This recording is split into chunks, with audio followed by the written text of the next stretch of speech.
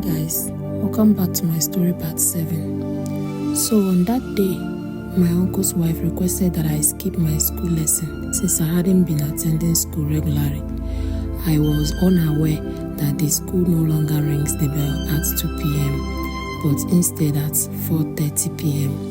When I realized it was already past 2 p.m. I prepared to leave because she asked me to come back by 2 p.m. But when I got to the school gate, I discovered that it was locked.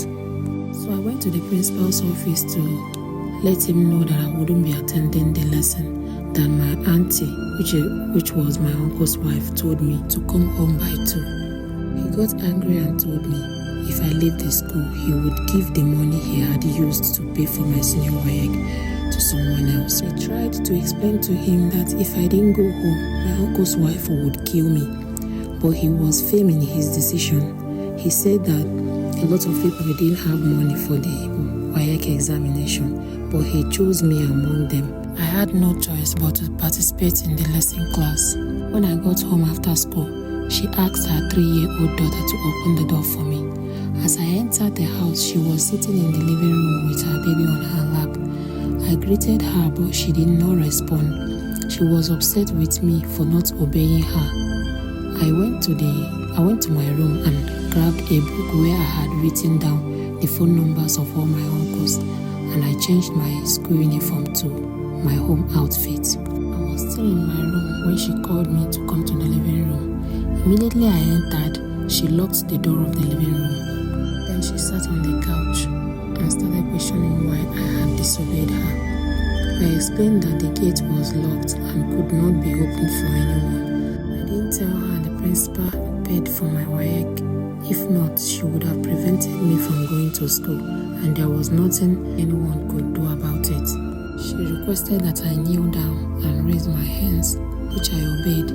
Later, she instructed me to turn away from her children and face the window, so as not to expose them to my influence, that not initiate them to my kingdom, because she always called me the devil.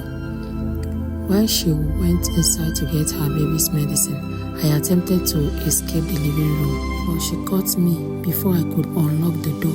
She threatened to kill me that day because I caused her to drop her baby on the floor while running after me. After that, I returned to my kneeling position and kept my hands raised. Her 3-year-old daughter informed her that she needed to use the restroom since the door handle was broken during my attempt to escape.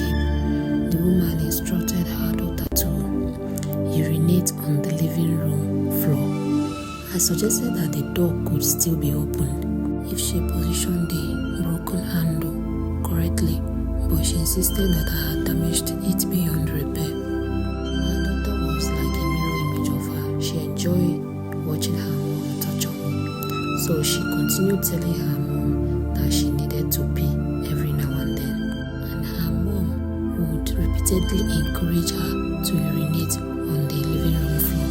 The urine began to seep into their room. My uncle's wife requested that I remove my clothes and use them to soak up the liquid. I explained to her that my clothes were too thin to effectively absorb the urine. The balcony was connected to the living room, so she asked me to go and get a bucket from there so that I could absorb the urine with my clothes and then squeeze it into the bucket. But there were people who regularly gathered in that compound every evening for prayer meetings. And because we live on the ground floor, I was shy to go get the bucket because my 2 eyes was red from crying and I wouldn't want anyone to notice that. So I refused to go. My uncle's wife started hitting me. She first hit me with brush. When I collected the brush from her, she went inside her room and brought out hanger. She started hitting me the hanger. I hold onto the hanger and refused to let go. She then went inside and brought out her phone charger. She started flogging me the wire of the charger. After that, she ripped my top and attempted to rip my skirt.